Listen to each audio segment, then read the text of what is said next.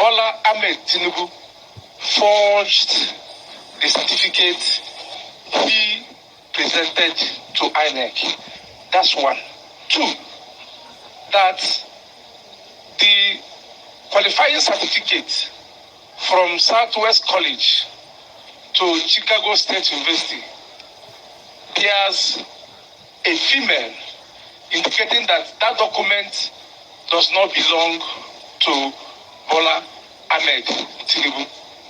Three, the Chicago State University admission application form has a claim that Bola Ahmed Tinubu attended Government College, Lagos, and graduated in 1970, when indeed the school was established in